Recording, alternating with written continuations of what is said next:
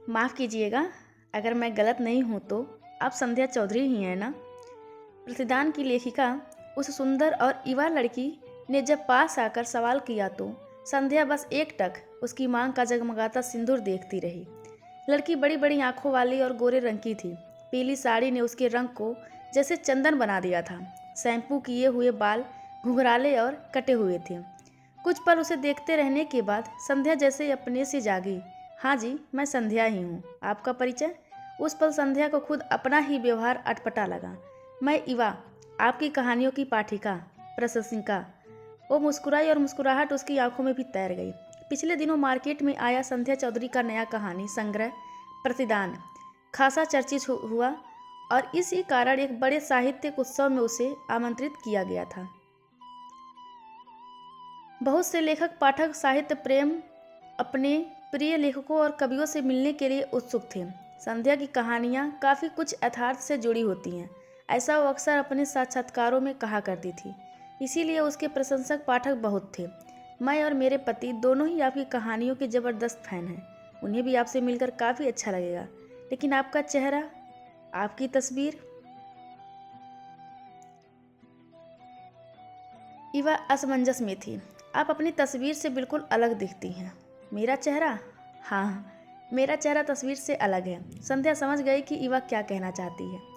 तस्वीर और वास्तविकता में बहुत अंतर होता है, मेरी जहीन दोस्त संध्या कह उठी।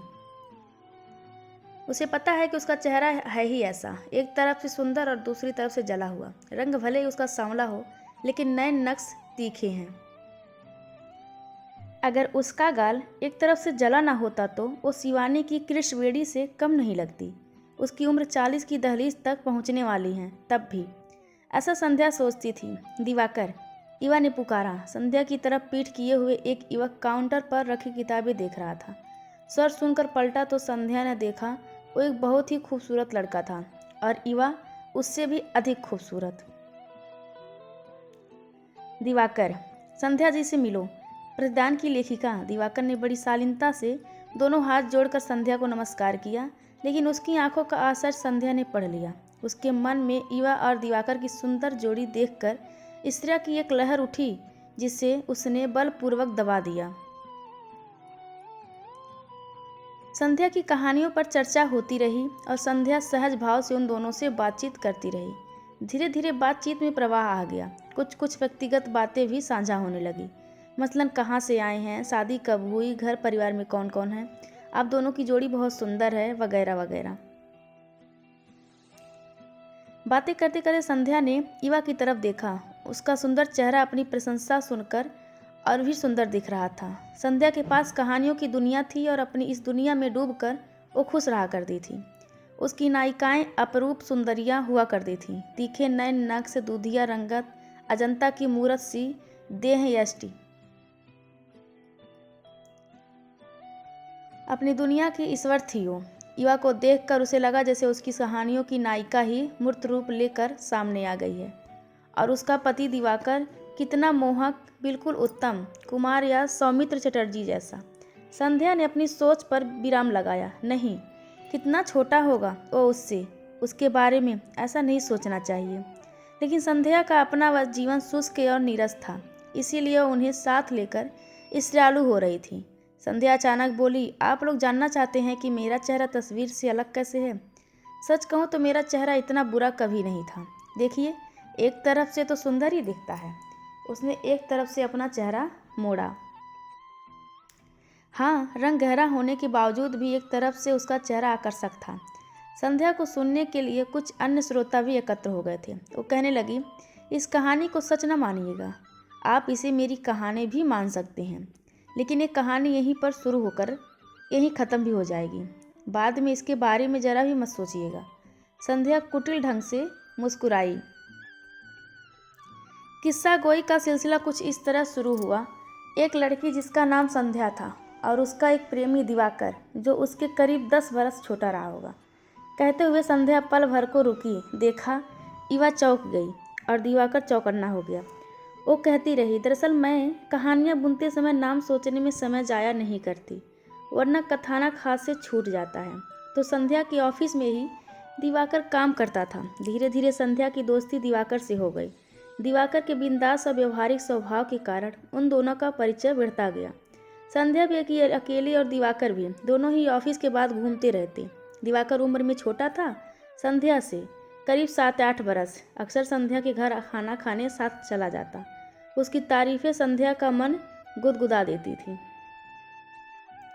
संध्या को पता था कि उसके नैन नक्श तीखे हैं, लेकिन उसका काला रंग उस पर ग्रहण बनकर छाया है। माँ बाप उसके ब्याह की चिंता में घुले जा रहे थे। दर्जनों लड़के वाले उसे नकार कर जा चुके थे। संध्या उन लड़कियों में नहीं जिनके ब्याह के बारे में कोई और सोचता है। माँ बाप उसके ब्याह की बात चलाते चलाते वृद्ध हो चले थे। भाई भाभी अपने जीवन और उलझनों में व्यस्त थे। ऐसे में संध्या को दिवाकर के रूप में जीने का एक सहारा मिल गया और दिवाकर को अपना अकेलापन बांटने के लिए संध्या के रूप में एक साथी। धीरे धीरे संध्या दिवाकर में अपना भविष्य टटोलने लगे। दिवाकर की प्रेम पगी मीठी बातें उसके मन को रस शक्ति कर देती। संध्या किसी के सपनों जैसी लड़की तो नहीं थी, लेकिन जब उसे दिवाकर मिला तो उसे ये सब किसी सपने के सच होने के जैसा लगा।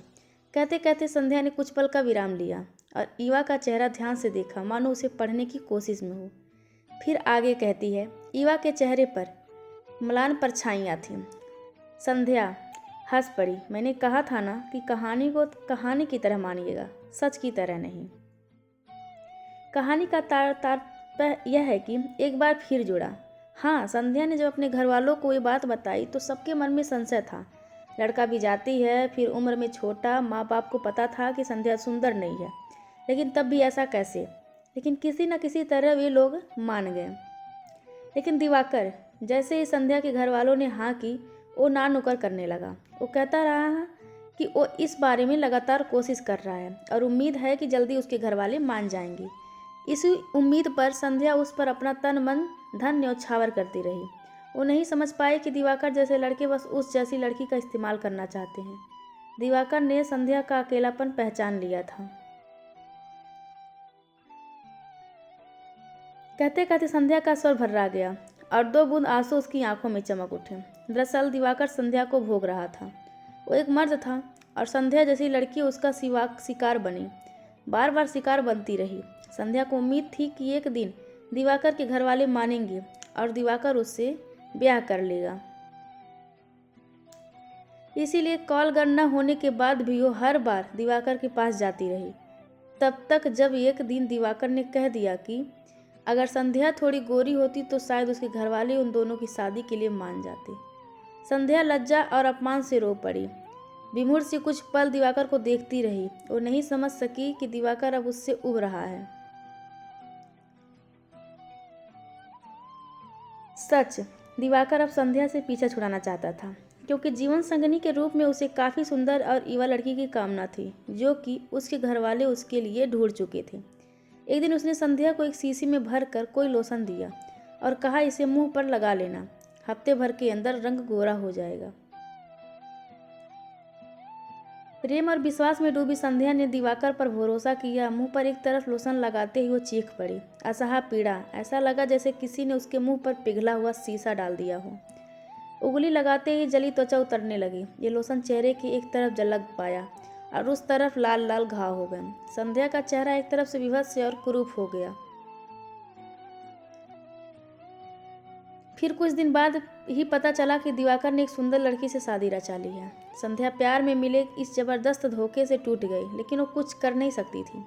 उसने दिवाकर को भूल जाना ही ठीक समझा और अपने एकाकी जीवन को स्वीकार कर लिया। अब वो कहानियाँ लिखा करती है। तो ये थी संध्या की कहानी।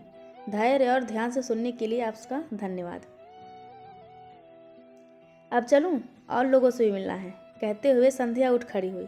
उसने देखा ईवा के चेहरे पर बेचैनी थी। जरा रुकिए, अभी कहानी अधूरी लग रही है, कुछ छूटा छूटा सा लग रहा है। ईवा ने कहा, जी सही कहा आपने। आगे बात बस इतनी सी है कि दिवाकर पर केस किया जा सकता था, लेकिन संध्या और उसके वृद्ध माता पिता समाज में होने वाली बदनामी और छिछालेदार से घबराते थे। इसके बाद संध्या के विवाह की चर्चा पर हमेशा के लिए पूर्ण विराम लग गया। अब तक अविवाहित है। लेखिका संध्या अब तक विवाहित थी, ये बात सब जानते थे। क्या दिवाकर की सच में शादी हो चुकी है? ईवा की नज़र अपने पति पर थी और सवाल संध्या से था। उसकी नज़र में शक अस्पष्ट था। हाँ कहते हुए संध्या उठ खड़ी हुई। ईवा घृणा से दिवाकर को देख रही थी। उसकी क्रूरता को सोचते हुए उसे विरक्त हो रही थी। अब क्या वो दिवाकर के साथ रह सकेगी? उसे बार बार सोचना होगा। दूसरी तरफ संध्या, जिसके जीवन में कुछ भी सुंदर नहीं था, इसीलिए वो हर सुंदर चीज़ को नष्ट करना चाहती थी। यही कारण था कि उसने ये मनगढ़ंत कहानी ईवा और दिवाकर को सुना दी।